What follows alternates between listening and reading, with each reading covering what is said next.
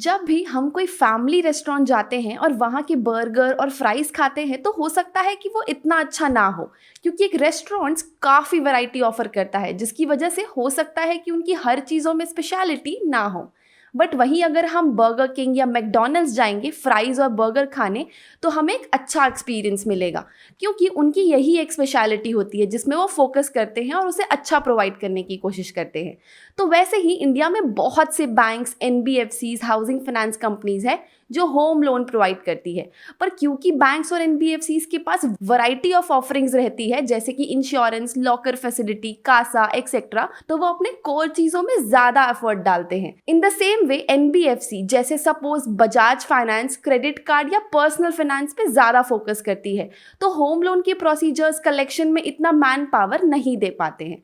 और वही रोल आता है एचएफसीज का, जिनका एक ही फोकस प्रोडक्ट होता है, वो है होम लोन। और होम लोन के प्रोसीजर, उनके ऐप, उनके कलेक्शन सिस्टम को बेटर करना, उनका सारा ध्यान इसी चीज़ में होता है।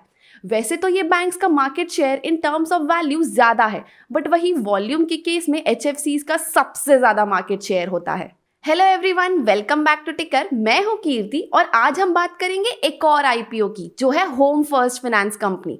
लेकिन उससे पहले अगर आप इस चैनल पे न्यू हैं या चैनल को सब्सक्राइब नहीं किया है, तो वेट किस बात का, जल्दी से सब्सक्राइब कीजिए और बेल आइकन को हिट कर दीजिए, ताकि आने वाली सारी वीडियोस की नोटिफिकेशंस आपको आती रहे।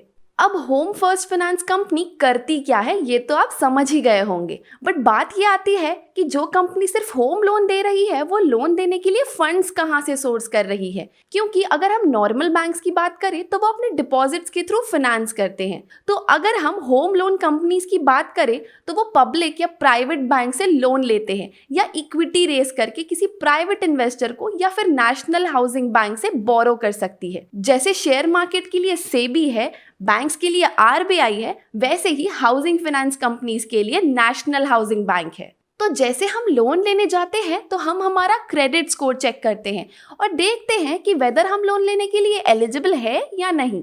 इन the same way housing finance companies का भी क्रेडिट स्कोर चेक किया जाता है और उनका क्या क्रेडिट रेटिंग है, उसी बेसिस पे उन्हें लोन दिया जाता है। एचएफएफसी भी इसी मॉडल पे फंड रेज करते हैं और इन्हीं फंड्स को वो बोरोवर्स को एज ए लोन देते हैं। वैसे तो इंडिया में अराउंड 100 हाउसिंग फाइनेंस कंपनीज है, बट उनमें से कुछ ही नामी और अच्छी कंपनीज है, और एचएफएफसी भी उन्हीं में से एक है।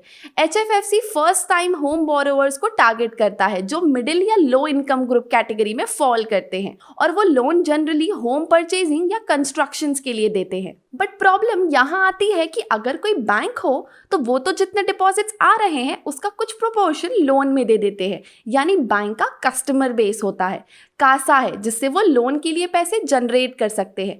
बट अगर हम एचएफएफसी जैसी कंपनीज की बात करें जो बाहर से फंड रेज कर रही तो हो सकता है कि कभी इनकी क्रेडिबिलिटी पे बात आए तो इन्हें फंड्स रेज करने में इशू हो सकता है।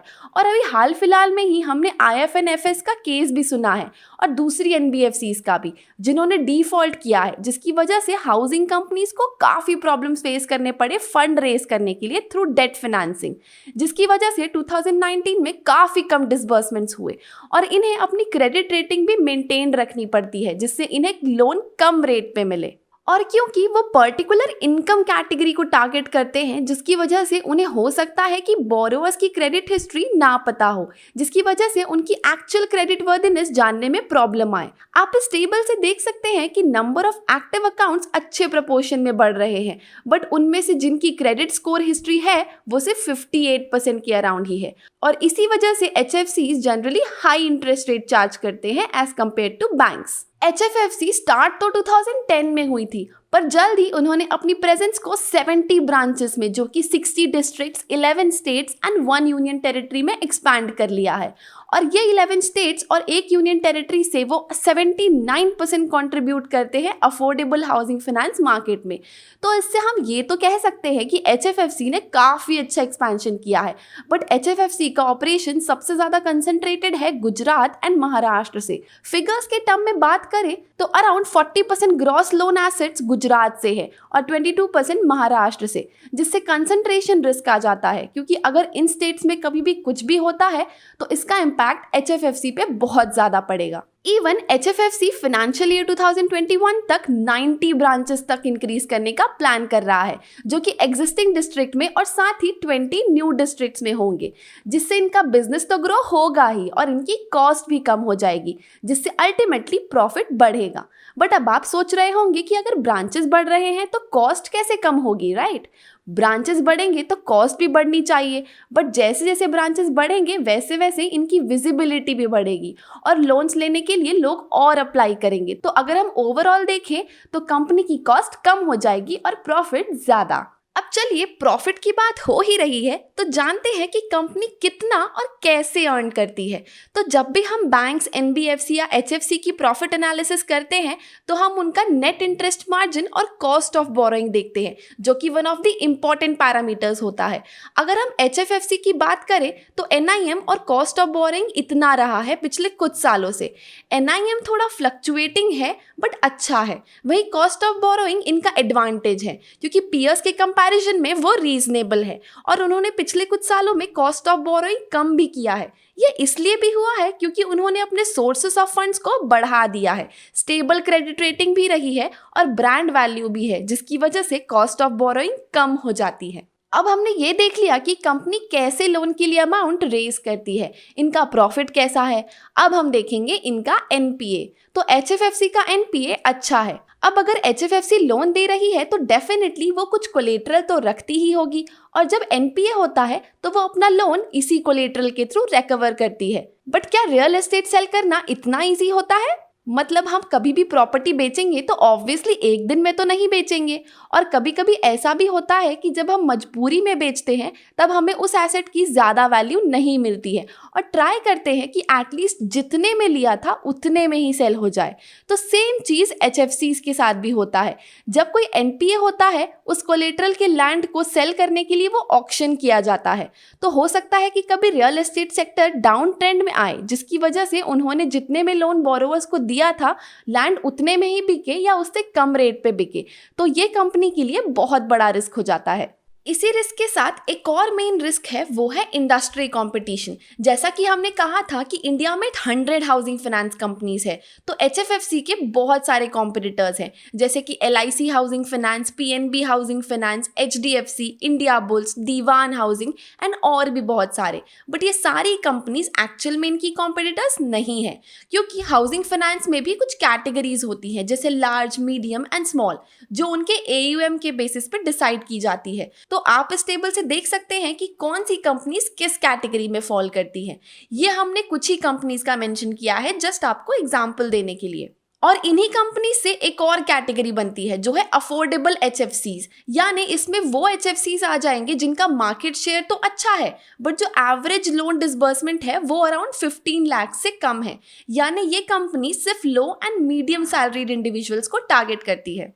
तो HFFC आता है स्मॉल HFFCs की कैटेगरी में। तो इनके पीयर्स अगर हम देखें तो वो हो जाएंगे आधार हाउसिंग फाइनेंस, आवास फाइनेंसर्स, एप्टस वैल्यू।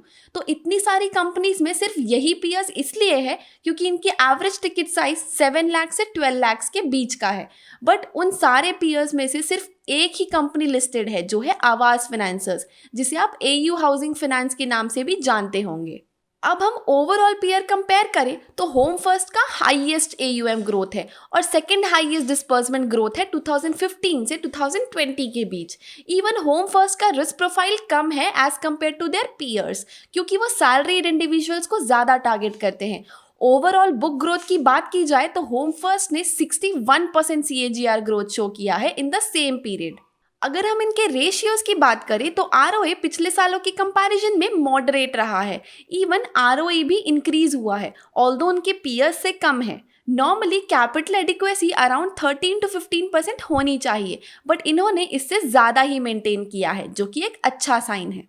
इसके अलावा इन्होंने अपनी पूरी वर्किंग को टेक्नोलॉजी बेस्ड रखा है, जिससे कस्टमर्स को क्विक और इजी सपोर्ट मिलता है और लोन प्रोसीजर्स भी काफ़ी जल्दी हो जाते हैं।